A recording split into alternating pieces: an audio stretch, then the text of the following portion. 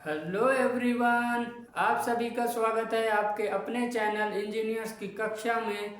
I hope आपकी study धमाकेदार तरीके से चल रही होगी। आप लोग खूब सारे क्वेश्चन की प्रैक्टिस कर रहे होंगे और आपका सिलेबस भी खत्म हो गया होगा और इस टाइम आपका रिवीजन और आपकी टेस्ट सीरीज को क्वेश्चन आप सॉल्व कर रहे होंगे। अब आज के सेशन में हम लोग कौन कौन से सब्जेक्ट्स के क्वेश्चन इस लेक्चर में हम डिस्कस करने वाले हैं। तो आज के लेक्चर में मैंने जो प्रॉमिस किया था प्रीवियस सेशन में कि संडे को हम लोग एक बड़ी क्लास लेंगे जिसमें हम कई सारे मल्टीपल सब्जेक्ट के गेट के पीवाईक्यू और कुछ ऐसे पीवाईक्यू मैं सॉल्व कराऊंगा या ऐसे क्वेश्चन मैं सॉल्व कराऊंगा जो गेट में आने की पॉसिबिलिटी बहुत ज़्यादा है। भैया जिस जिस टॉपिक से गेट में मोस्टली टाइम क्वेश्चन पूछे गए हैं कि ज़्यादातर उन्हीं टॉपिक से गेट में क्वेश्चन पूछे जाते हैं हर साल या एक साल के गैप में, या मतलब ज़्यादातर जहाँ से क्वेश्चन आते हैं जिस टॉपिक से, तो वो क्वेश्चन हम उस सब्जेक्ट के देखेंगे। तो आज के लेक्चर में आपको भी यही करना है, सीधा मैं क्वेश्चन नोट डाउन कराऊंगा, आप वीडियो पॉज करेंगे, क्वेश्चन समझेंगे, उसका सोल्यूशन निकालेंगे, देन उसके बाद अपने आंसर को मैच करेंगे और सोल्यूशन को भी मैच करेंगे कि क्या कोई और इजी तरीका है उस क्वेश्चन को सॉल्व करने का जिससे हमारा काफ़ी टाइम उसमें सेव हो पाए।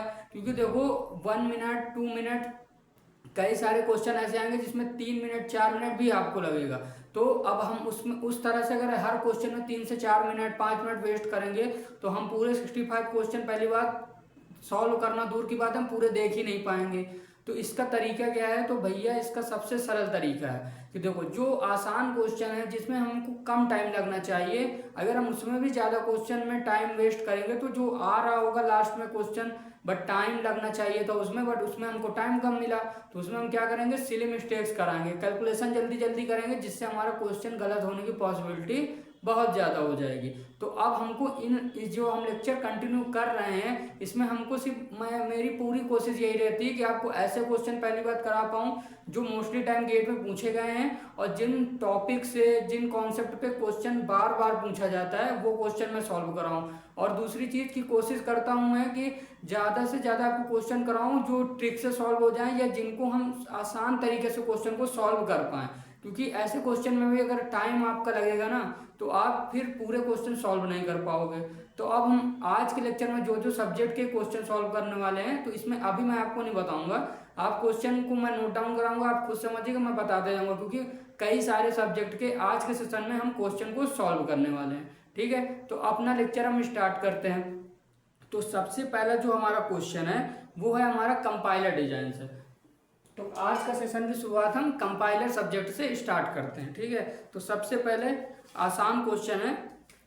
आसान क्वेश्चन इसलिए मैं बोलता हूं कि आप घबराओ मत, और ये वो क्वेश्चन है कि जो बेसिक्स हमारा अगर थोड़ा भी बेसिक अच्छा है तो हम इन क्वेश्चन को सॉल्व कर पाएंगे। और गेट में मोस्टली टाइम ऐसे ही क्वेश्चन पूछते हैं, इनमें कई सारी वैरायटी डाल देंगे, बस कॉन्सेप्ट सेम ही रहता है। और ये क्वेश्चन में अगर आप सिली मिस्टेक्स कराओगे या इनमें ज़्यादा टाइम वेस्ट करोगे तो आपको फिर नुकसान आप ही का होना है। तो अब हम अपना पहला क्वेश्चन मैं नोट डाउन कर रहा हूँ, आप सॉल्व करिएगा। तो हमारा पहला क्वेश्चन है, इसमें हमको बोला गया है consider the following context free grammar. Context free grammar, अब इसमें हमको एक कंटेक्स्ट फ्री ग्रामर दी गई है, S stands to A S A B. अब ये तो पता होगा ए हमारा जो स्मॉल लेटर पे होते हैं इनको हम बोलते हैं टर्मिनल, और जो कैपिटल लेटर पे हैं इनको बोलते हैं नॉन टर्मिनल। ठीक है, तो आई होप आपको ये पता होगा। अब नेक्स्ट हमारा आएगा बी एस बी सी। ठीक है, बस इसका ध्यान देना कि कौन सा लेटर स्मॉल है कौन सा लेटर कैपिटल है, कई बार स्टूडेंट इसी तरह से सिली मिस्टेक इस तरह के क्वेश्चन में कराते हैं। अब ए टेंस two plus A B F silent, B से है multiply B C F silent, C से है ए सी एंड डी। अब इसमें बोला क्या गया है, इसमें बताना है कि व्हाट इज द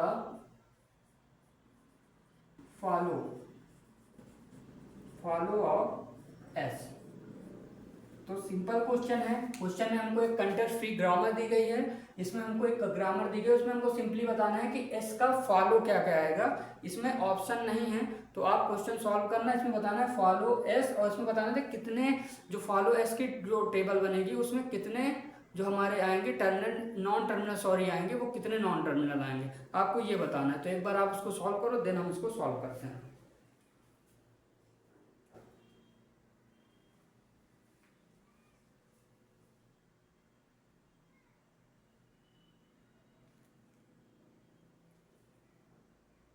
तो आई होप आप लोगों ने इस क्वेश्चन को सॉल्व कर लिया होगा। एक बार मैंने इस तरह का क्वेश्चन और सॉल्व कराया था, तो मैं सबसे पहले देखो आपको पहले ये समझना होगा, अब इसमें अंदर उन क्वेश्चन को सॉल्व नहीं करना होता है। अब आता है इस क्वेश्चन को मोस्टली स्टूडेंट को एक क्वेश्चन आ गया होगा, बट इसमें हम अपना टाइम भैया कैसे सेव कर पाए। देखो सबसे पहले हमको क्या निकालना है, एस का फॉलो निकालना है। तो एस हमको मिल रहा है यहाँ से, एस मिल रहा है यहाँ से, बट अब इसका राइट साइड हम फॉलो में लेते हैं तो ए और बी, तो बी ए एंड बी का हमको क्या चाहिए, फर्स्ट चाहिए। तो सबसे पहले फर्स्ट अगर हमको निकालना है तो देखो अब सबसे पहले हमको क्या कोशिश करेंगे, सबसे पहले हम किसके फर्स्ट निकाल लेते हैं, फर्स्ट निकालते हैं बी का एंड फर्स्ट निकाल लेते हैं ए का। तो अब क्या आएगा, देखो ए का पहले बी का निकालो, कोशिश किया करो नीचे से निकाला करो, क्योंकि कई बार होता है कि वो वेरिएबल हमको ए बी का भी निकालना पड़े, तो पहले नीचे से निकाला करो। अब बी से फर्स्ट आ रहा है इसमें मल्टीप्लाई और अगला आ रहा है एप्सिलॉन, ठीक है। अब ए पे आओ, तो ए पे आ रहा हमारा किसका, ए पे आ रहा हमारा सॉरी ये हमने बी का लिख दिया है और यहाँ पे ए का है। तो अब ए पे निकालो, तो ए पे आ रहा प्लस एंड एप्सिलॉन, ठीक है। अब उसके बाद फर्स्ट ए आ गया, फर्स्ट बी आ गया हमारा।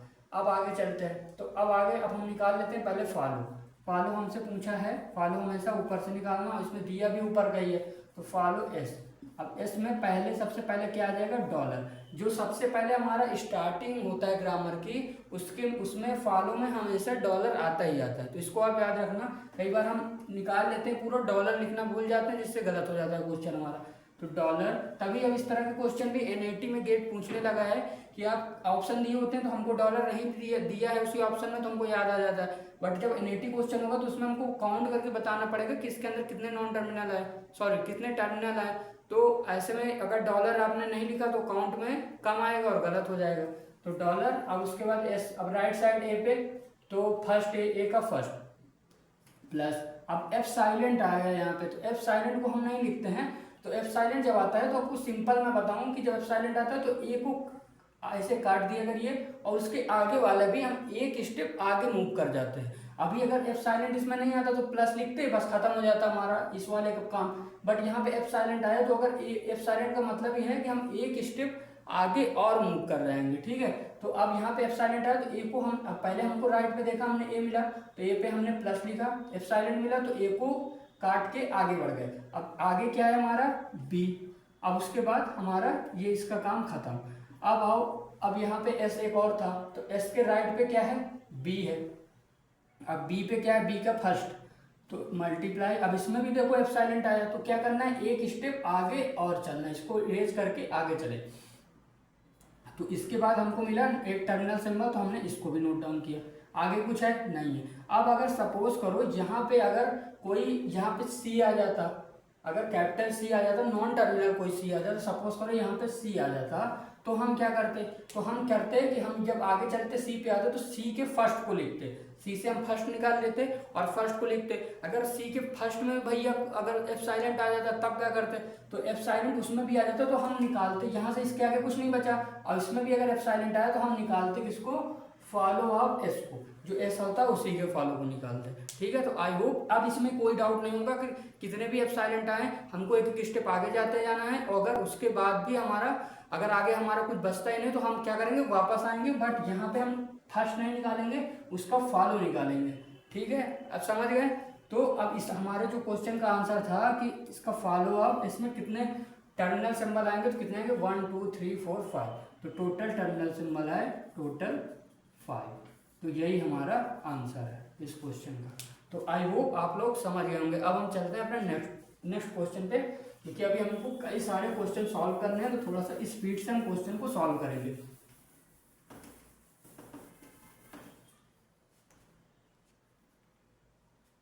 अब हमारा अगला क्वेश्चन इसी कंपाइलर डिजाइन से है। तो क्वेश्चन क्या है, इसमें भी हमको एक ग्रामर दी गई, फॉलोइंग ग्रामर, ठीक है। अब उसके बाद इसमें ग्रामर क्या दी गई है, ई से E plus T, T T है, टी से टी मल्टीप्लाई एफ, एफ से आई डी। इस टाइप के क्वेश्चन गेट में कई बार पूछे गए हैं और घुमा फिरा के बस क्वेश्चन पूछता है, ऑप्शन में फंसाता है हम लोग को। तो देखो इसमें ऑप्शन क्या क्या दिए गए हैं। पहला ऑप्शन इसमें दिया गया है मल्टीप्लाई इज हायर, हायर को मैं ऐसे रिप्रेजेंट कर रहा हूँ और लोअर को ऐसे, ठीक है। तो multiply is higher precedence, higher precedence, then short में मैं लिख रहा हूँ देन प्लस, मतलब मल्टीप्लाई इज हायर प्रेसिडेंस है, इसको मैं लिख रहा हूँ, इसको मैं शॉर्ट में लिखने के लिए इसको लिख रहा हूँ मैं हायर प्रेसिडेंस। मतलब इस कई बार गेट में ना हायर प्रेसिडेंस ना लिख के ये एरो बना देते हैं, इसलिए हमको अभी से आदत होनी चाहिए, ठीक है, कि किसी भी टाइप का अगर ऑप्शन दे रहे हैं तो हम समझ पाए।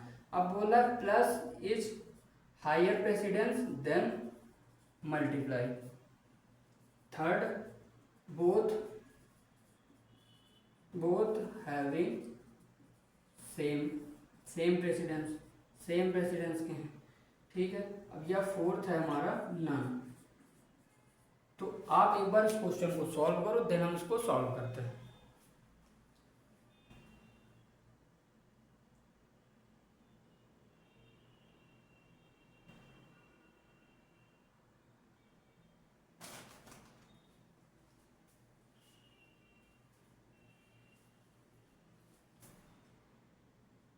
तो आई होप आप लोगों ने इस क्वेश्चन को सॉल्व कर लिया होगा।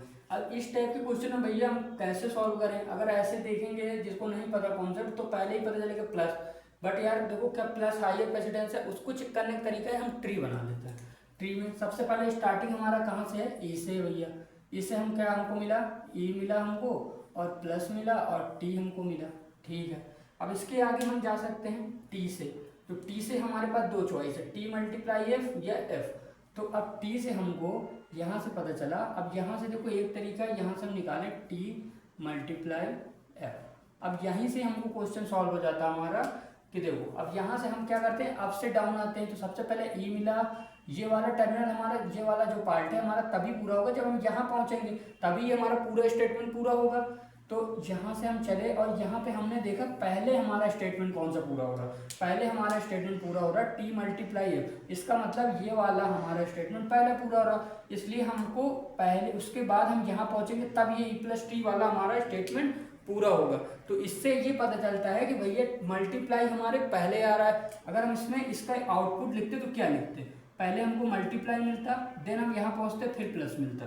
तो इसका मतलब प्रेसिडेंस किसकी हाई है, यहाँ से ही पता चला हमको कि मल्टीप्लाई की प्रेसिडेंस प्लस के कंपेयर में ज़्यादा है। इसका देखो एक तरीका ये है। अब इसका एक और भी हम तरीका बता सकते हैं कि देखो ई प्लस टी था, अब ई से हमको मिल रहा था, इसे हम ई प्लस टी, अब इसे हम टी भी तो रख सकते हैं, यहाँ से हमको मिला टी, अब टी से देन हम क्या निकल रख सकते हैं टी मल्टीप्लाई एफ।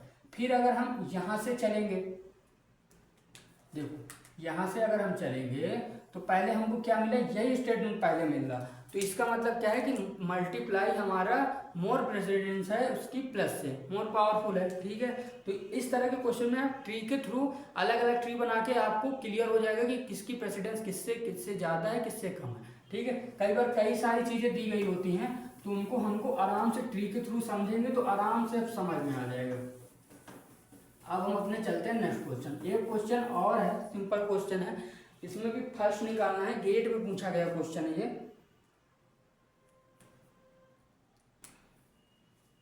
एक हमको CFG दी गई है, कंटेक्स्ट फ्री ग्रामर। इसमें हमको ग्रामर क्या दिया गया है, S times two AS AB BS BC, ये स्मॉल सी है, सॉरी थोड़ा सी का ध्यान रखिएगा क्योंकि सी स्मॉल और कई बार लिखते समय ना कैपिटल सी बन जाता है, तो उससे हम जब क्वेश्चन सॉल्व करने जाते हैं ना तो हमको लगता है सी हमारा क्या है, नॉन टर्मिनल है, तो हम उसको काउंट नहीं करते हैं तो गलत हो जाता है। थोड़ा सा लिखते टाइम क्वेश्चन को ध्यान से आप नोट डाउन करना और गेट में भी इस चीज़ का ध्यान रखना। ये छोटी छोटी मिस्टेक्स हैं जिनसे हमारे क्वेश्चन गलत हो जाते हैं। B multiply BC epsilon B A capital C D। अब इसमें आपको सिंपली बताना है फर्स्ट A, बट क्वेश्चन में तो यही पूछा गया था इसमें उसके बाद इसमें और भी हम लोग निकालेंगे फर्स्ट बी भी निकालना, कि फर्स्ट बी क्या आ रहा है। दोनों चीज़ आप निकालो फिर मुझे बताओ कि क्या आ रहा है।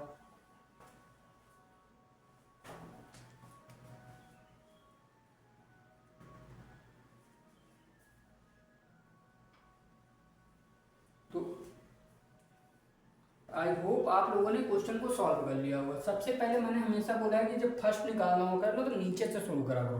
तो देखो सबसे पहले यहाँ पे बी है नीचे, तो फर्स्ट निकालेंगे हम बी का फर्स्ट देखो क्या आता है। बी के फर्स्ट में आ रहा सबसे पहले स्टार्टिंग पॉइंट ए मिला, देन नेक्स्ट वाले पार्ट पे आए डी मिला हमको, ठीक है। अब ये वाला तो पूरा हो गया। अब आओ फर्स्ट ऑफ ए। अब देखो फर्स्ट ऑफ ए पे अगर हमने बी का फर्स्ट नहीं निकाला होता तो बी से हम फर्स्ट ए का निकाल ही नहीं पाते। अब ये मत करना कि भैया बी आया तो मल्टीप्लाई से स्टार्ट कर दो, नहीं। सबसे पहले हम स्टार्टिंग फर्स्ट में क्या होता है कि फर्स्ट का मतलब क्या है फर्स्ट, तो सबसे पहले स्टार्टिंग वाला लेंगे। अब देखो बी का हमने फर्स्ट निकाला हुआ है तो एक में आराम से लिख सकते हैं, तो फर्स्ट ए इसका मतलब बी का फर्स्ट, तो ए एंड डी। अब यहाँ पे अगर एप्सिलॉन आता तो क्या करते हैं, बी को काट के हम एक स्टेप आगे चलते हैं। ये केस सिर्फ फॉलो में नहीं है, फर्स्ट में भी एप्लीकेबल है, ध्यान रखना। अगर एप्सिलॉन होता है यहाँ पे एक फर्स्ट बी के फर्स्ट में एप्सिलॉन होता तो हम बी को एक स्टेप काट के आगे चलते, फिर मल्टीप्लाई भी आता पिक्चर में। बट यहाँ पे हमारा बी से काम हो जाएगा क्योंकि बी में एप्सिलॉन नहीं है, तो ए और डी आया ये रखा। अब यहाँ पे मिला हमको एप्सिलॉन, तो क्वेश्चन में अब हमसे पूछा क्या गया था, यहाँ पे आया ए, ठीक है। तो यहाँ तक हमारा पूरा पूछा गया था फर्स्ट ए बताओ, तो फर्स्ट ऑफ ए क्या आया, ए डी एंड एप्सिलॉन। तो इस क्वेश्चन का आंसर क्या होता है, ए डी एप्सिलॉन। तो इस क्वेश्चन मुझे कराना यही था कि हमेशा नीचे से फर्स्ट की शुरुआत हमेशा नीचे से किया करो, फॉलो की स्टार्टिंग से करना होता है, क्योंकि स्टार्टिंग में हमारा क्या आता है डॉलर, ठीक है। अब हम चलते हैं अपने नेक्स्ट क्वेश्चन में।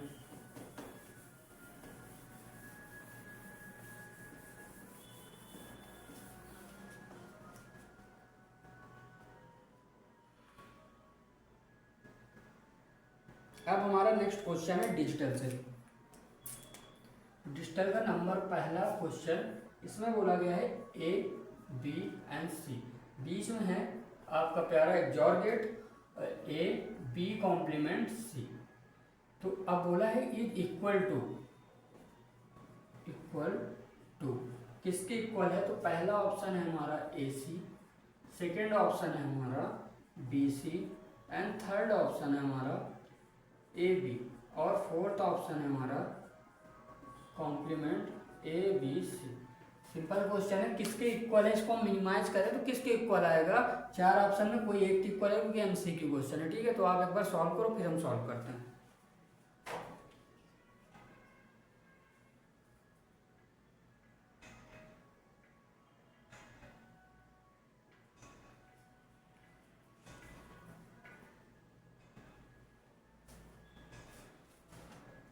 आई होप आप लोगों ने इस क्वेश्चन को सॉल्व कर लिया होगा विद इन बहुत ज़्यादा घसीट के 10 सेकंड से ज़्यादा इस क्वेश्चन में नहीं लगना चाहिए था, क्योंकि कैसे, क्योंकि सिंपल क्वेश्चन था।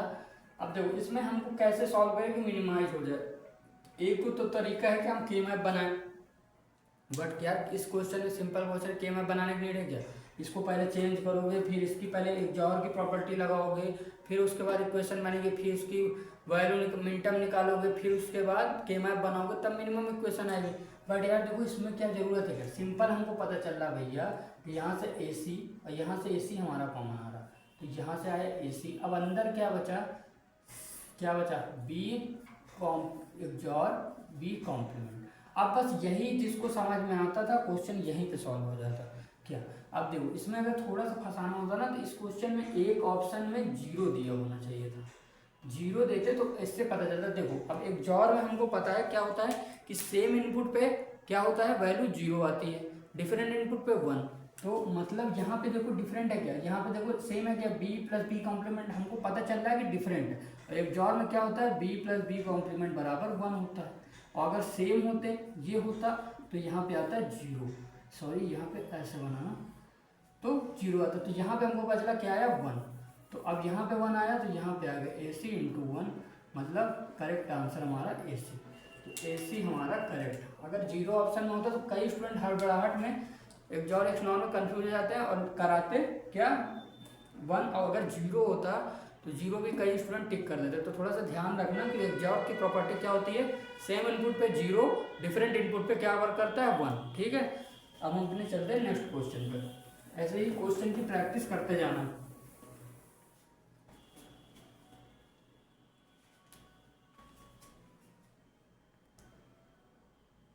अब हमारा यह अगला क्वेश्चन है, इसमें हमको क्या दिया गया है, टूज कॉम्प्लीमेंट की प्रॉपर्टी इसमें समझनी है हमको। इसमें बोला है two number are given, two's complement representation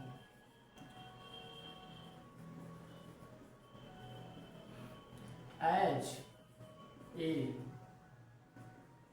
1 0 1 1 2 and B बराबर 0 0 1 0 ट्वाइस 2। ठीक है, 2 का मतलब होता है टूज कॉम्प्लीमेंट। ठीक है, बाइनरी में है इसकी वजह से 2 रिप्रेजेंट किया गया है कि बाइनरी की वजह से। अब then the value of A minus B की वैल्यू बतानी है। एनईटी टाइप क्वेश्चन है, इसका लिए इसका ऑप्शन नहीं है। एक बार आप क्वेश्चन को सॉल्व करिए, देन हम इसका सलूशन देखते हैं।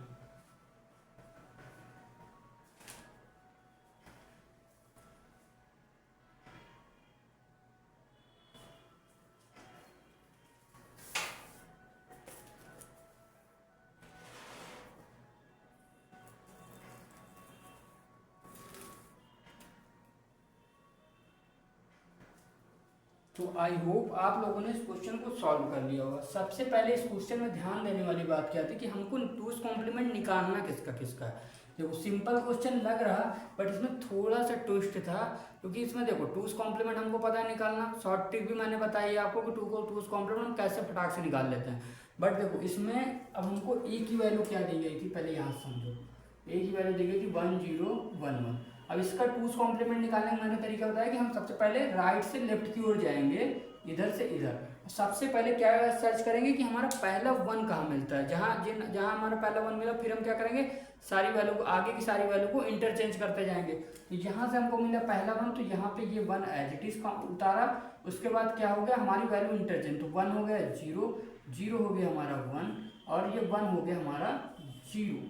ठीक है, अब हमारी वैल्यू क्या आई, अब देखो वैल्यू आई हमारी, यहाँ से हमारी क्या डेसिमल वैल्यू आई 4 एंड 1 क्या हो गया 5 आया। ठीक है, बट अब देखो यहाँ समझने वाली बात थी कि हमको पहले वैल्यू क्या दी गई थी 1 0 1 1। अब लास्ट में 1 है, इसका मतलब लास्ट में 1 हमारा क्या रिप्रेजेंट करता है कि भैया जो भी वैल्यू आएगी वो किस में होगी, माइनस में होगी।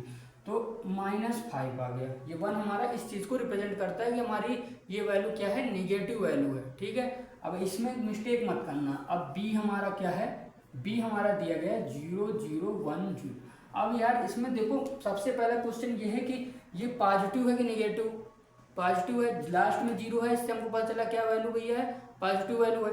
अब देखो हमेशा टूज कॉम्प्लीमेंट में निगेटिव वैल्यू को हम चेंज करते हैं, तो उसका टूज कॉम्प्लीमेंट ये आया। निगेटिव वैल्यू जो लास्ट में बनता है तो उसको हम इंटरचेंज वाली जो प्रॉपर्टी है इसमें अप्लीकेबल है। बट देखो पॉजिटिव वैल्यू में टूज कॉम्प्लीमेंट सेम होता है जो ओरिजिनल वैल्यू दी गई है। अब इसमें जो वैल्यू ये है इसका टूज कॉम्प्लीमेंट यही होता है। ठीक है, हमें ये बात याद रखना, इसमें मत अप्लाई करना कि 0 1 1 पहला मिला फिर देन हम दोनों को 1 कर दिया, ये क्वेश्चन फिर आपका गलत हो जाएगा। अब यहाँ से देखो, अब यहाँ पे बोला है तो अब हमारा टूज कॉम्प्लीमेंट क्या होगा, ये हमारी टूज कॉम्प्लीमेंट आया था। अब यहाँ इसका two's complement as it is 0 0 1 0। अब इसकी डेसिमल वैल्यू क्या आएगी, डेसिमल वैल्यू आई हमारी भैया 2 प्लस की, क्योंकि लास्ट में 0 था। अब उसके बाद हमारी वैल्यू क्या पूछा गया है कि a माइनस बी बताओ। तो a की वैल्यू क्या है -5, b की वैल्यू +2 और देन माइनस लगा तो -2, देन ओरिजिनल वैल्यू आई हमारी -7, जो इस क्वेश्चन का आंसर था -7। तो इस क्वेश्चन में ध्यान देने वाली 2 पॉइंट थे कि सबसे पहले लास्ट का जो हमारी बिट होती है अगर वो 1 है तो इसका मतलब हमारी जो वैल्यू आएगी, डेसिमल वैल्यू आएगी, वो हमारी क्या आ रही, निगेटिव आ रही। और अगर लास्ट में 0 है तो इसका मतलब हमारी वैल्यू क्या है, पॉजिटिव है। और सेकंड पॉइंट हमको क्या याद रखना है कि देखो अगर टूज कॉम्प्लीमेंट हम निगेटिव वैल्यू पे निकालते हैं तब ये इंटरचेंज वाली प्रॉपर्टी अप्लीकेबल है, तब हमारी वैल्यू चेंज होती है। और अगर पॉजिटिव वैल्यू है तो जो ओरिजिनल वैल्यू है वही उसका टूज कॉम्प्लीमेंट होता है। बस ये 2 पॉइंट आप अच्छे से याद रखिएगा। अब हम चलते हैं अपने नेक्स्ट क्वेश्चन पर।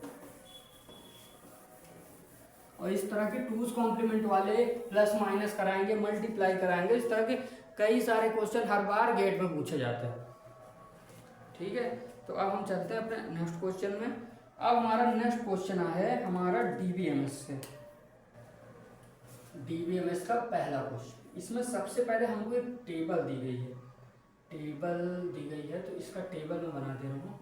इसमें पहले जो हमारा है ऑर्डर आईडी, ठीक है, और इसके बाद इसमें है next row order price, then last है हमारी कस्टमर,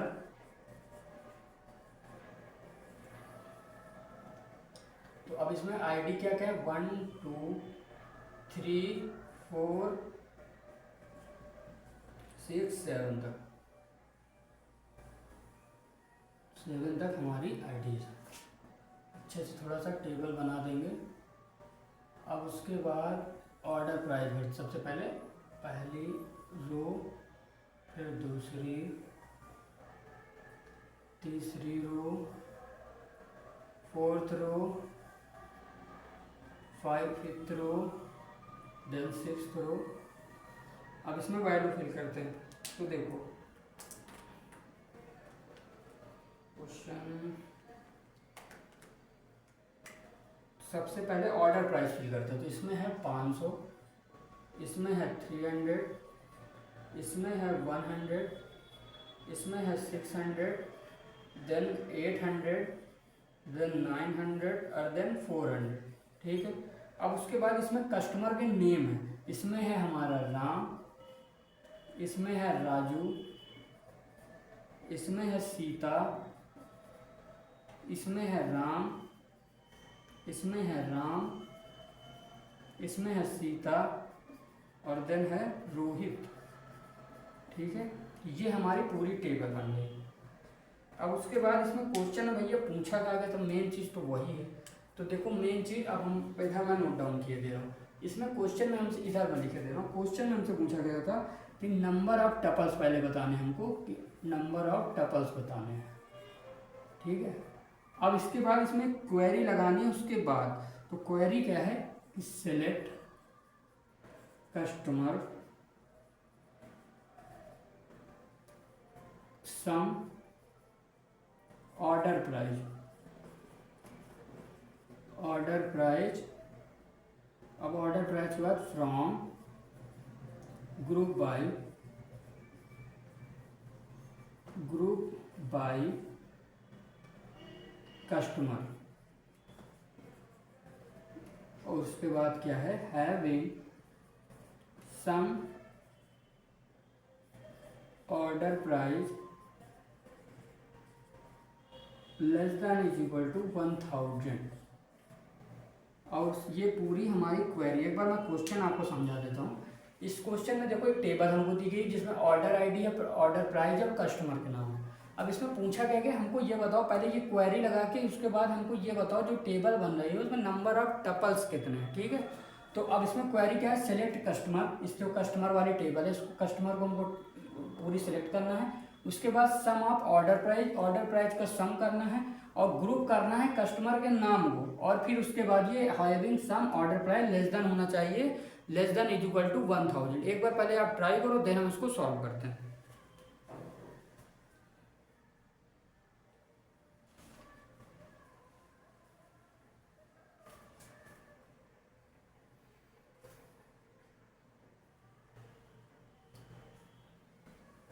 आई होप आप लोगों ने इस क्वेश्चन को सॉल्व कर लिया होगा।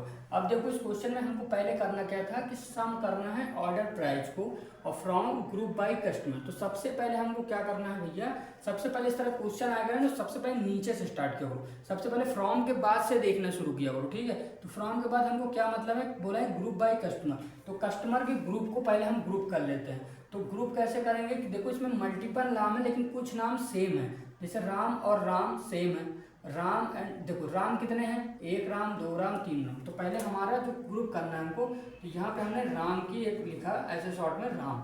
अब राम का ग्रुप है, ये ऑर्डर आईडी हमने मान लिया एक मान लिया, ठीक है राम। अब राम देखो कितने बार आए हैं, राम एक बार यहाँ आए, यहाँ आए, यहाँ आए।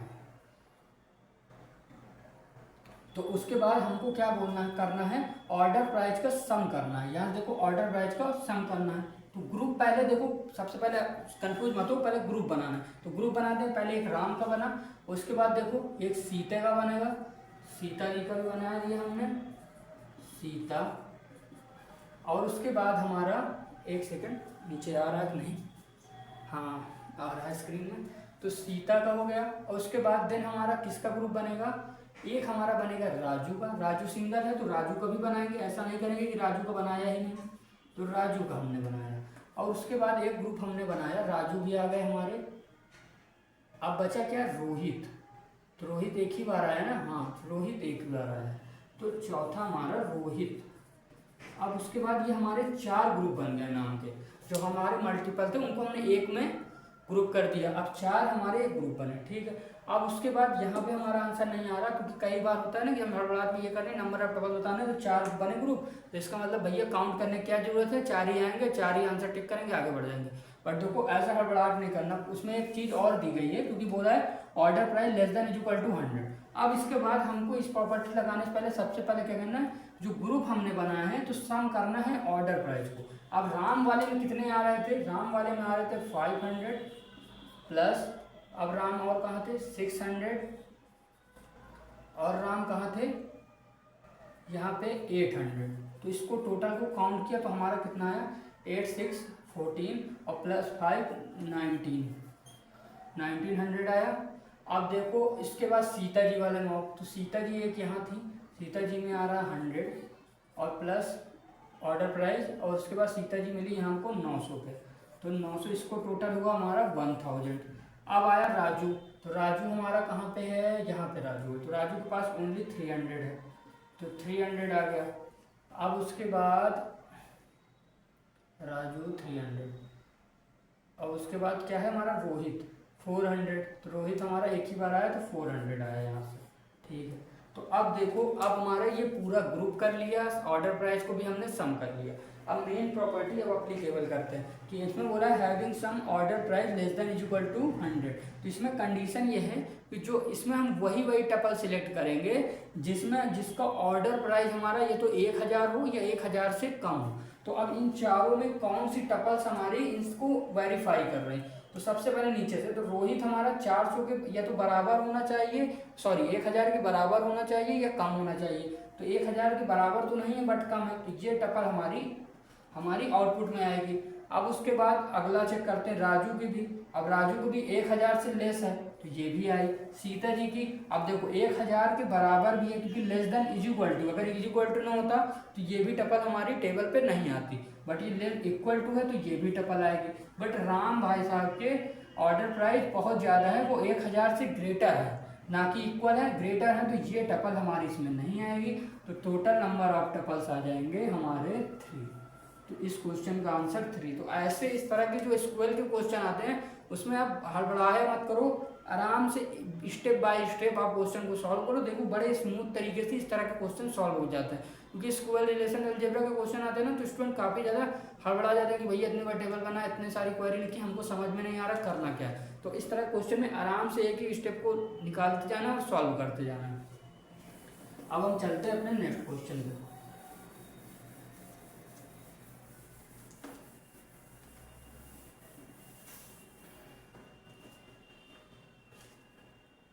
अब हमारा नेक्स्ट क्वेश्चन है कॉन्फ्लिक्ट सीरियलाइजेबल से। इस तरह के क्वेश्चन मैंने कई सारे आप लोगों को कराए हैं, तो I hope mostly students question को गलत नहीं करेंगे। इसमें हमको बताना है कि कॉन्फ्लिक्ट सीरियलाइजेबल है कि नहीं। कॉन्फ्लिक्ट सीरियलाइजेबल, ठीक है। तो S1 स्टेटमेंट है और S2 स्टेटमेंट है।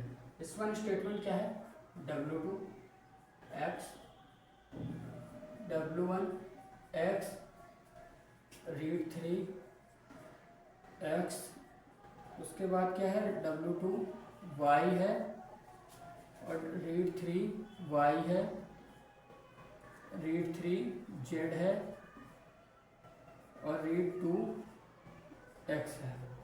ध्यान से क्वेश्चन नोट डाउन करिएगा। अब स्टेटमेंट 2 क्या है, R3 जेड है, W2 एक्स है, W2 वाई है,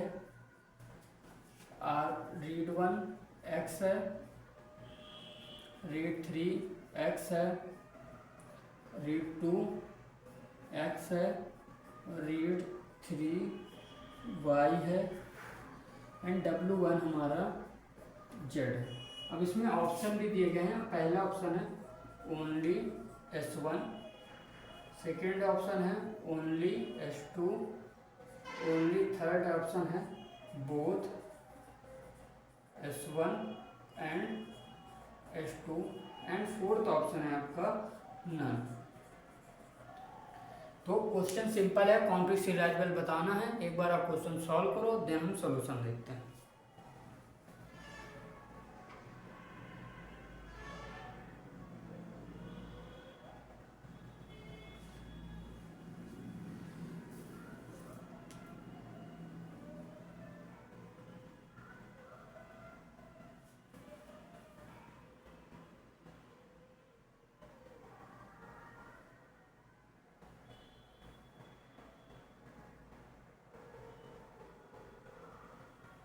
तो आई होप आप लोगों ने इस क्वेश्चन को सॉल्व कर लिया होगा। अब देखो क्वेश्चन में क्या करना था, सिंपल हमको कॉम्प्लेक्स सीरियलाइजेबल की प्रॉपर्टी बनानी थी। तो सबसे पहले इसमें ट्रांजैक्शन कितने हैं, तो 2 है, 3 है और 1 भी है। तो सबसे पहले हम 3 लाइन बना लिए। सबसे पहले W2 है, तो W2 W आ रहा, देन हमारा 1 है राइट एक्स, और यहीं से चेक करते चलेंगे। ठीक है, अब यहाँ पे हमने बना लिया T1 T2 एंड T3। क्या पता यहीं पहले ही कॉम्प्लेक्स सीरियलाइजेबल की प्रॉपर्टी ब्रेक हो जाए, तो आगे हमको लिखने की जरूरत ही क्या। अब सबसे पहले बोला है T2 से T1 पे आना है भैया, तो T2 से T1 पे आ गए। तो उसके बाद हमारा क्या है R3X, रीड हमने किया X को। अब रीड हमने X को किया तो देखो यहाँ से T1 से भी हम T3 पे जा सकते हैं और T2 से भी हम T3 पे जा सकते हैं।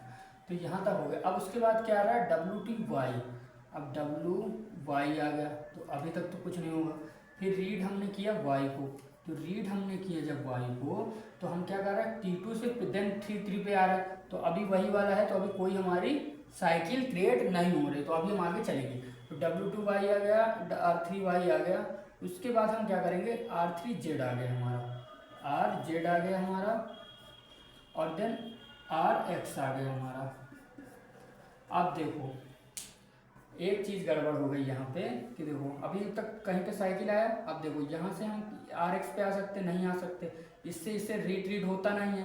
तो W2X से R पे आ सकते, तो मतलब T2 से हम T1 पे आ सकते, जो कि हम पहले ही आ चुके हैं।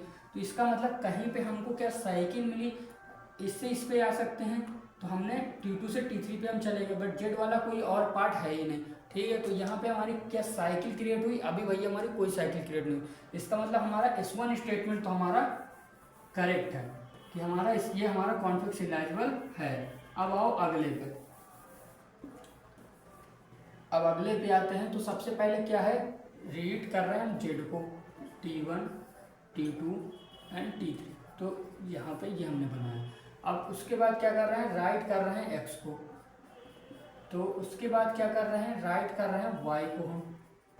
ठीक है, अब रीड कर रहे हैं हम X को, अब रीड X कर रहे हैं, इसका मतलब हमारा यहाँ से एक हमारी रो बन जाएगी क्या, T2 से हम जा रहे हैं T1 पे। ठीक है, अब यहाँ तक हो गया। फिर रीड कर रहे हैं हम X को, तो अब यहाँ से ये भी फिर से T2 से हम T3 पे जा सकते हैं, ये बन गई। अब R2X, तो अभी यहाँ पे कोई नहीं बने, क्योंकि इधर कोई फर्स्ट और थर्ड पार्ट में राइट पार्ट, वो राइट वाला पार्ट है ही नहीं। R2X हो गया। अब देन हम क्या गए R3Y कराए, तो R3Y पे भी हम क्या कर रहे हैं T2 से T3 पे जा रहे हैं, जो हम पहले ही ऑलरेडी जा चुके हैं। अब W1Z कर रहा, तो यहाँ पे आए हम Z पे, तो अब यहाँ से राइट से हम रीड पे जा सकते हैं, तो मतलब क्या है T3 से T1 पे जा सकते हैं, तो T3 से हम T1 पे चले गए। तभी अभी भी हमारी क्या साइकिल बनी कहीं पे, अभी भी भैया हमारी साइकिल कहीं पे नहीं बन रही है। इसका मतलब हमारा क्या है कि ये H2 भी हमारा क्या है, कॉन्फ्लिक्ट इलाइजेबल है। तो इसका मतलब हमारा बोथ वाला पार्ट सही है कि both H1 and H2 are conflict serializable. इस तरह क्वेश्चन को आपको स्टेप बाय स्टेप ऐसे ही आराम से सॉल्व करना। कई बार मैंने देखा है कि काफ़ी लंबी वो ट्रांजेक्शन हमारी दी गई होती है और बीच में हम ऐसे चेक करते जाते हैं तो पहले ही हमारी साइकिल बन जाती है, तो हमको आगे चेक करने की जरूरत ही क्या है, बस आराम से पूरा नोट डाउन करने की जरूरत नहीं। तो जब आप ये बनाया करो तो साथ में इसको भी चेक करते जाया करो कि साइकिल क्रिएट हो रही क्या, हो रही तो आगे हमारी कॉन्फ्लिक्ट इलाइजेबल की प्रॉपर्टी ब्रेक हो रही तो आगे हमको चेक करने की नीड ही नहीं पड़ेगी। नहीं तो पूरा चेक कर रहा है और साइकिल नहीं बन रही है तो हमारी सिंपल क्या है, कॉन्फ्लिक्ट इलाइजेबल होगा। अब हमारी एक अगला क्वेश्चन है डीबीएमएस से, इसमें सही है, इसमें हमको एक रिलेशन दिया गया है। भैया रिलेशन क्या दिया गया है, ए बी दिया गया है, सी दिया गया है, डी दिया गया है, ई दिया गया है। अब इसमें बोला क्या गया है कि फंक्शन डिपेंडेंसी हमको बताना, फंक्शन डिपेंडेंसी। तो अब फंक्शन डिपेंडेंसी सॉरी दी गई है, क्या क्या दी गई है, ए बी से सी दी गई है और सी से डी दी गई है और डी से हमारी ई दी गई है और ई से हमारा ए दिया गया है और डी से हमारा बी दिया गया है। एक बार फिर से चेक करेंगे, ए बी से सी से डी दिया गया है, डी से ई दिया गया है, ई से हमारा ए दिया गया है और डी से बी। 1 2 3 4 5 1 2 3 4। अब इसमें बोला क्या गया है कि हाईएस्ट नॉर्मल फॉर्म बताओ, हाईएस्ट नॉर्मल फॉर्म। अब इसमें ऑप्शन पहला है BCNF, सेकेंड है 3NF, थर्ड है 2NF और फोर्थ है 1NF। सिंपल क्वेश्चन है, थोड़ा सा आराम से क्वेश्चन को सॉल्व करना और उसके बाद हम मुझे बताओ सोल्यूशन क्या रहा।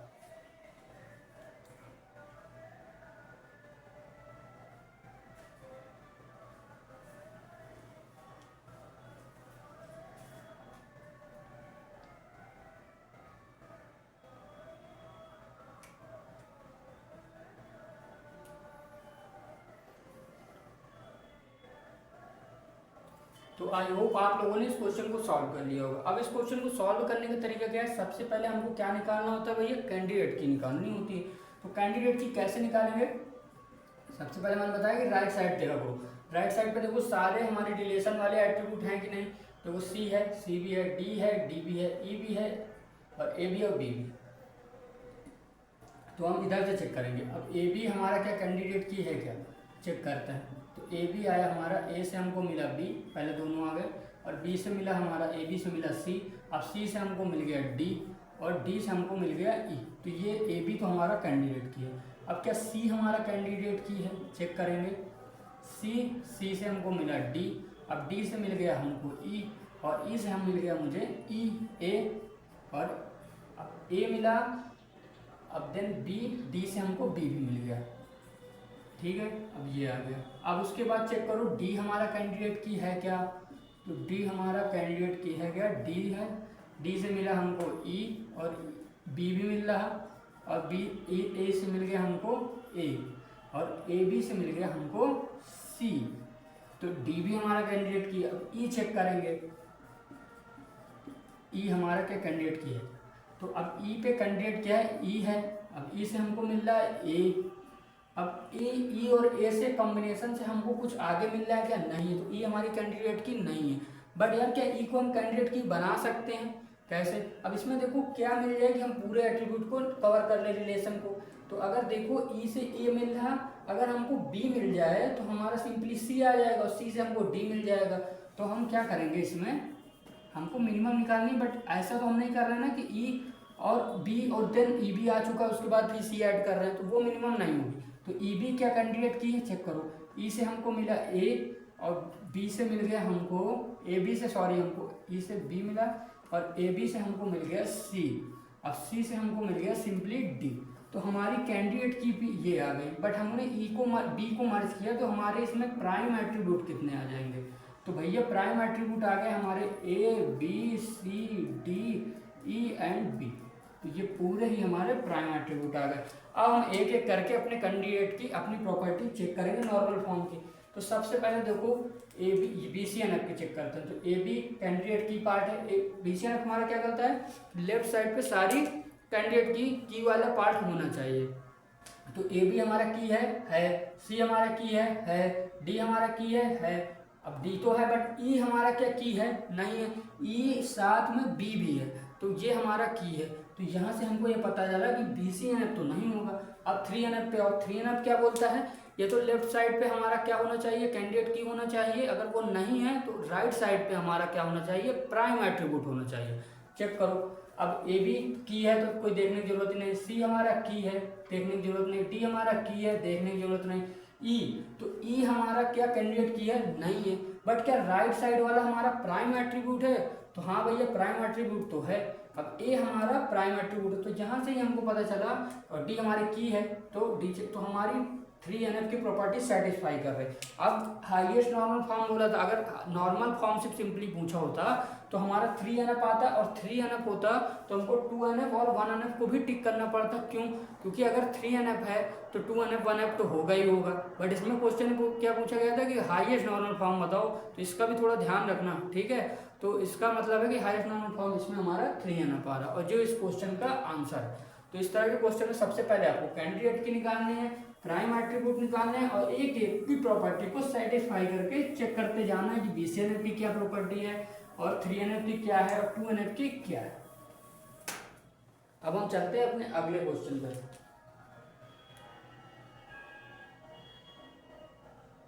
अब ये क्वेश्चन मुझे कराना है एल्गोरिथम का, जिसको मैंने प्रॉमिस भी किया था प्रीवियस सेशन में, उसका स्केलर मल्टीप्लिकेशन का, कि जो मुझे कराना था। क्योंकि पहले मैंने 3 डायमेंशन की मैट्रिक्स का बता दिया था, अब इसमें 4 डायमेंशन की मैट्रिक्स का देखो। तो इसमें देखो क्वेश्चन में हमको दिया गया है कंसीडर द मैट्रिक्स।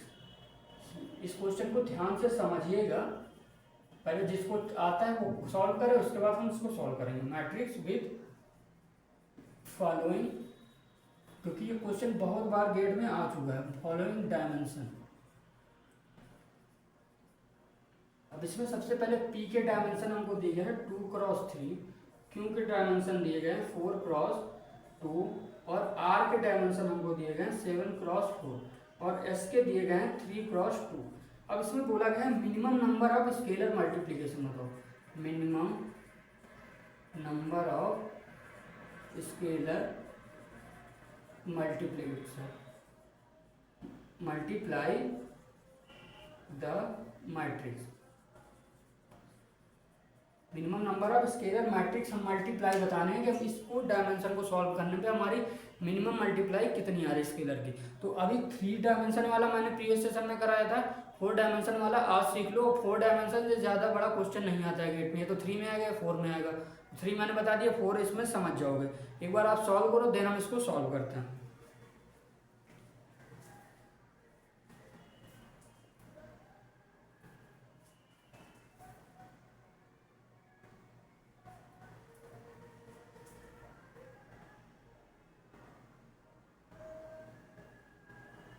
तो आई होप आप लोगों ने इस क्वेश्चन को सॉल्व कर लिया होगा। अब इस क्वेश्चन को सॉल्व करने से पहले एक मुझे ट्री बनानी है, जिसको आप याद कर लीजिएगा। ये तो आप ज़्यादा से ज़्यादा क्वेश्चन प्रैक्टिस करोगे तो आपको ऑटोमेटिक करना आ जाएगा। अब देखो इसमें क्या होता है, सबसे पहले हमारे क्या क्या दिए गए हैं, PQRS। तो अब ये हो गया, ठीक है। थोड़ा सा और हम इधर सब लिखेंगे कि उधर हम वैल्यू निकाल पाए। PQRS ये हमारी ट्री है।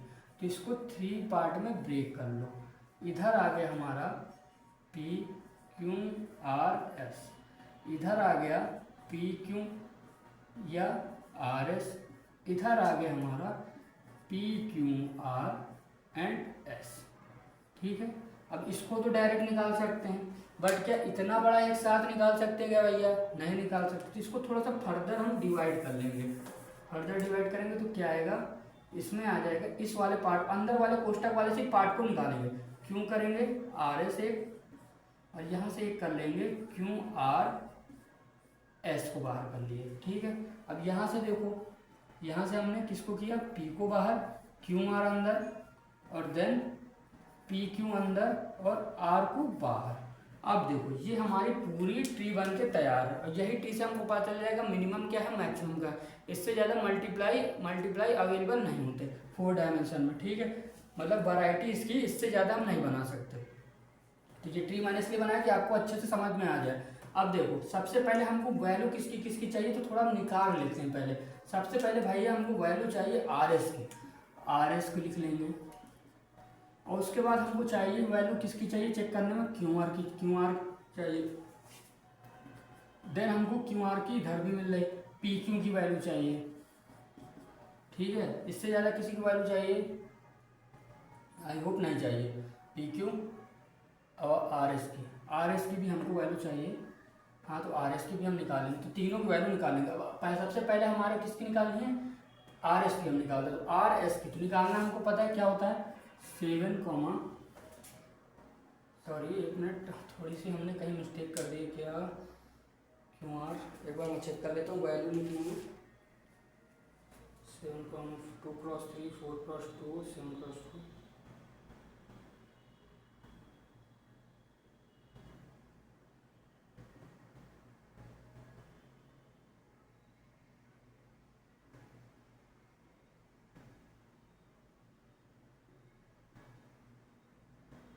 सॉरी, इस क्वेश्चन में हमको ऑर्डर भी दिया था, ऑर्डर हमको दिया था, इसमें पी क्यू आर एस नहीं दिया था, सॉरी, तभी इसमें वैल्यू उस ऑर्डर में नहीं दी गई। मैं थोड़ा सा जल्दी मैंने क्वेश्चन गलत नहीं उठाऊँ कि आर क्यू एस दिया था, R Q sorry P S दिया था।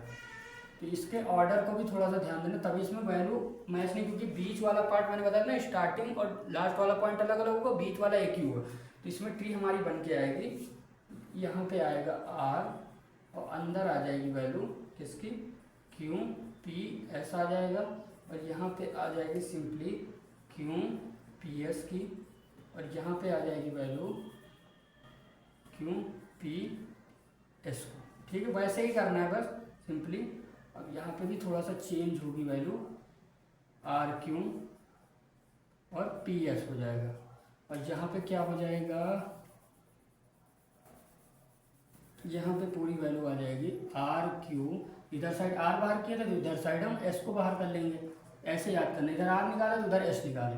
अब इससे फर्दर डिवाइड करें तो एक बार हम आर को बाहर कर लिए, एक बार हमने आर को बाहर करा और क्यू पी को अंदर रखा, और एक बार हमने आर को अंदर रखा और पी को हमने बाहर कर लिया। तो अब वैल्यू किसकी किसकी निकालनी है हमको, यहाँ से वैल्यू निकालनी है भैया पी एस की, पी एस की निकालनी है, क्यू पी की निकालनी है, क्यू पी की, और आर क्यू की वैल्यू हमको निकालनी है। सो सारी वैल्यू हमारी आ जाएंगी। अब क्वेश्चन हम अपना सॉल्व करते हैं। अब क्वेश्चन हमारा सॉल्व, तो इसके ऑर्डर को भी आप ध्यान रखना, क्वेश्चन को मैं समझाने चेक करूँ ना, ऑर्डर लिखना ही गलत भूल गया था।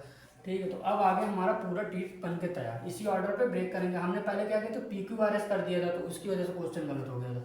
अब देखो इसमें वैल्यू क्या क्या दी गई, सबसे पहले हमको निकालना है पी एस, तो पी एस हमारा क्या है ये। अब देखो इसमें अब क्वेश्चन सही हमने ट्री बनाया तो ये हमारा अरेंज हो जाएगा। देखो मिडिल वाला पार्ट 3 3 कॉमन है, तो पी एस हमारा क्या आया 2 क्रॉस 3 क्रॉस 2, तो रिजल्ट आया हमारा 2 3 6 12।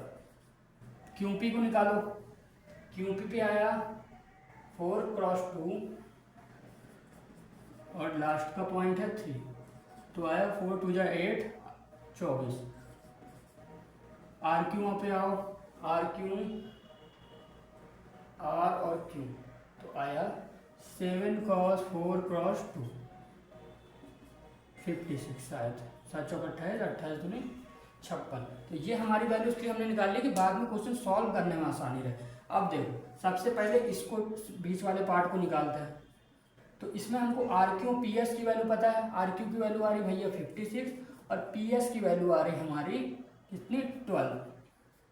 अब उसके बाद प्लस हमने क्यों किया कि दोनों को हमको डायमेंशन भी तो निकालना है, तो आर क्यू का डायमेंशन क्या था 7 क्रॉस 4 क्रॉस 2 और पी एस का क्या था 2 क्रॉस 3 क्रॉस 2। तो मिडिल वाला पार्ट क्या है 7 क्रॉस 7 और 2 वाला पार्ट मिडिल है, तो इसका मतलब आया हमारा 7 2 एंड 2, तो क्या है 7 दूनी 14 14 दूनी 28, तो आया 28।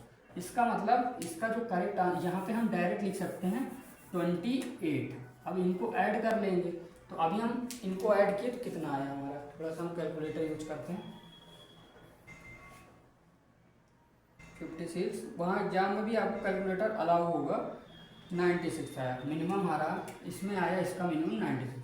अब इधर चेक करो, अब पी एस की वैल्यू हमको दी गई है, पी एस की भैया वैल्यू क्या है 12 दी गई है। अब उसके बाद पहले क्यू के डायमेंशन के अकॉर्डिंग निकालेंगे, तो क्यू का डायमेंशन क्या था 4x2 और पी एस का क्या है 2x3, तो बीच वाला पार्ट हमारा क्या आया 4x2 तो आया 8 और 16, तो यहाँ पे हम लिख सकते हैं 16। अब उसके बाद देखो ये तो हमने सॉल्व किया इतने को। कई स्टूडेंट गलती इस तरह के क्वेश्चन में क्या करते हैं कि इतना को सॉल्व कर लिया तो सोचा भैया हमारा आंसर आ गया, मिनिमम तो आ गया, बट देखो यार मिनिमम आया कहाँ, अभी हमको आर भी तो है इसमें, तभी इसमें तो देखो इसका फर्दर डिवाइड नहीं था, इसलिए हमको फाइनल आंसर पता चल गया कि इसका 96 आ गया, बट यहाँ पे आर भी तो है, तो आर के डायमेंशन पे भी तो जाओ। तो अब इसमें देखो, अब आर का डायमेंशन इसमें पहले सबसे पहले क्यू पी एस का डायमेंशन क्या था हमारा, फिर से लिखेंगे। क्यू का डायमेंशन था हमारा इसमें 4x2 और पी एस का क्या था 2, तो आया था ये हमारा डायमेंशन था, तो यहाँ पे आया था हमारा 16। अब आर को भी इस पे लेके आओ पिक्चर पे, तो आर का हमारा डायमेंशन क्या है 7x4, तो अब इसके डायमेंशन देखो स्टार्टिंग पॉइंट 7, बीच वाला पॉइंट 4, लास्ट वाला पॉइंट 2, तो 7 चौक 28 दूनी 56, तो यहाँ पे आया 56, तो ये आया। अब इसका फाइनल रिजल्ट इतने पार्ट का फाइनल रिजल्ट, तो इसका भी निकालेंगे, तो इतने का आया, तो अब आया 12 + 16 + 56 आया 84, तो इसका रिजल्ट आया 84। ऐसे ही इसका सॉल्व करेंगे, इसका सॉल्व करेंगे, इसका सॉल्व करेंगे, तीनों को। अब इस लेक्चर में मैं तीनों को सॉल्व कराऊंगा तो लेक्चर काफ़ी लेंदी हो जाएगा। ऐसे ही स्टेप बाय स्टेप इसका। अब एक हम और सॉल्व कर लेते हैं, समझो इसका भी सॉल्व कर लेते हैं, तो कैसे। अब देखो क्यूपी का हमको पता है क्या भैया, क्यूपी का है 24।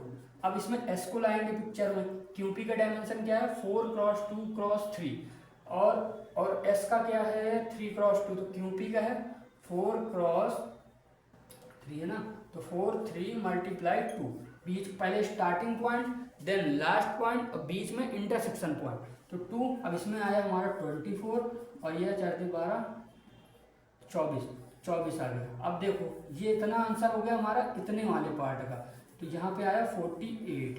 बट अब इस फिर से डायमेंशन हम आर के अकॉर्डिंग लेंगे, क्योंकि इसमें भी आर है, इस वाले पार्ट को हम निकालना है, क्योंकि इस वाले पार्ट को हमने फर्दर 2 पार्ट में डिवाइड किया।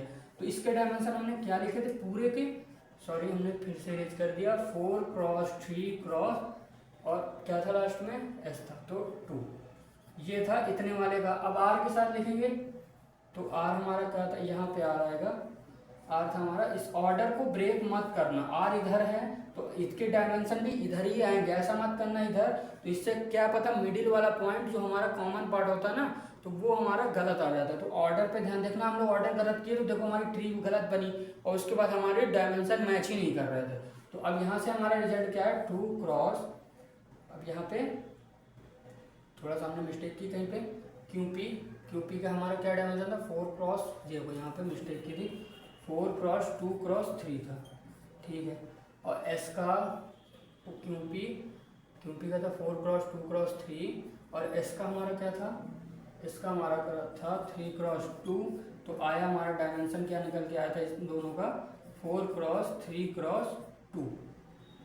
अब इसका क्या है 2x3, तो अब इंटरसेक्शन वाला पार्ट क्या है, स्टार्टिंग पॉइंट क्या है 2, लास्ट पॉइंट क्या है 2, इंटरसेक्शन वाला पार्ट क्या है भैया 3, तो आया 2 दूनी 6, 6 दूनी 12, तो आया 12, इसमें 12 ऐड करेंगे तो 48 + 12 आया 60, तो इसका रिजल्ट आया 60। तो ऐसे ही सारे पार्ट को हम सॉल्व करेंगे, स्टेप बाय स्टेप आराम से क्वेश्चन को सॉल्व करना है और मिनिमम जो आएगा वही हमारा डायमेंशन होगा। अब देखो सपोज करो इस क्वेश्चन का आंसर मैं बता दे रहा हूँ,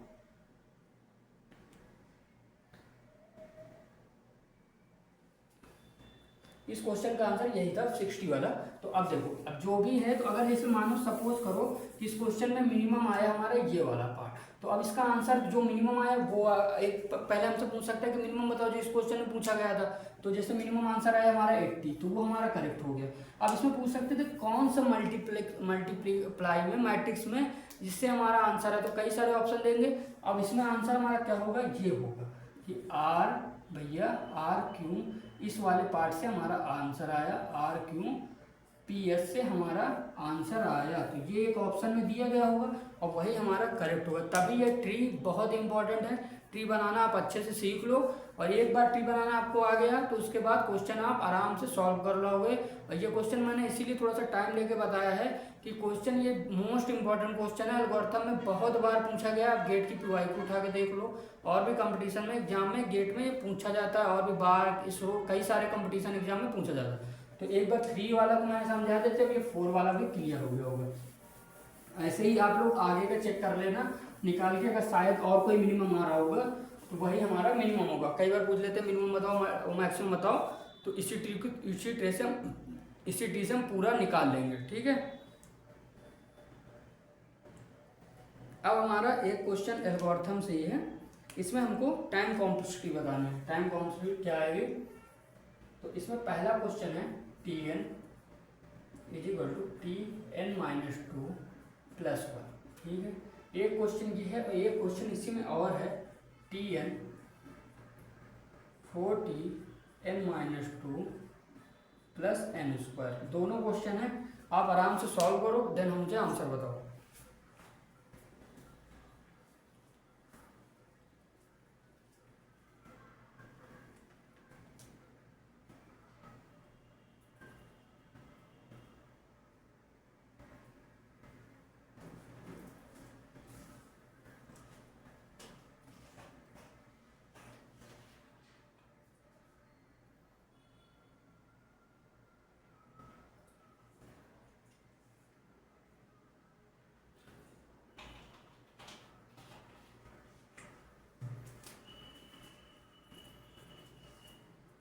तो आई होप आप लोगों ने इस क्वेश्चन को सॉल्व कर लिया होगा।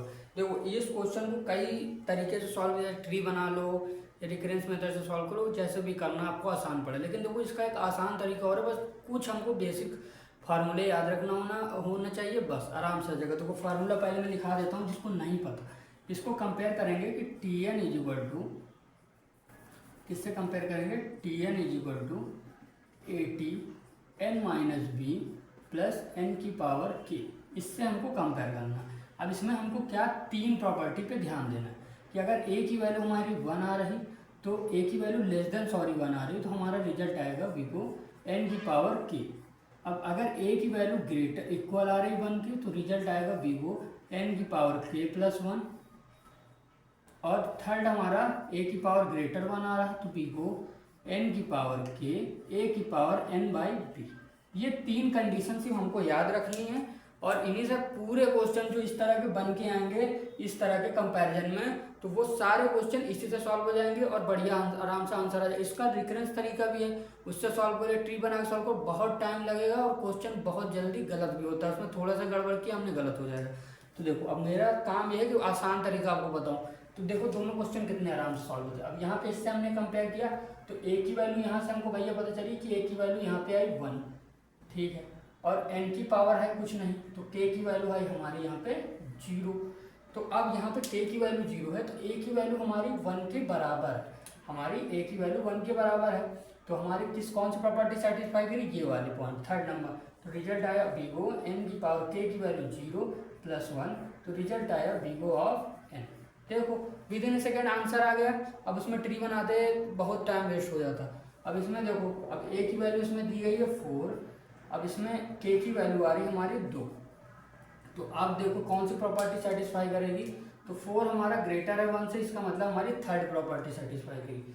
तो हमारा रिजल्ट आया v n⁻k, k की वैल्यू क्या आ रही 2, और उसके बाद a की पावर, अब a हमारा क्या था Atn-b, तो a की वैल्यू है हमारी 4, और n/b, n और b की वैल्यू क्या है हमारी, ये हमारा देखो n-b था, तो b की वैल्यू आई हमारी 2। तो ये हमारा फाइनल आंसर है। बट देखो इसको और थोड़ा सा ऑप्शन एक ये भी दिया जा सकता है कि n², इसको हम चेंज करके ये भी तो लिख सकते हैं ना, 2 की पावर 2n/2, तो 2 से 2 कैंसिल, और आंसर आया n², 2 की पावर n। सिंपल आंसर हमारा। तो इस तरह से भी एक ऑप्शन दिया जा सकता है, तो ये भी आंसर हो सकता है। तो देखो बेसिक 3 प्रॉपर्टी से याद रखना है, पहले कंपेयर करना है Atn-b + n⁻k के कंपैरिजन में है, अगर है तो a की वैल्यू फर्दर चेक करनी है कि a की वैल्यू 1 से लेस देन है, तो v और a की वैल्यू इक्वल 1 से है, तो v n⁻k + 1।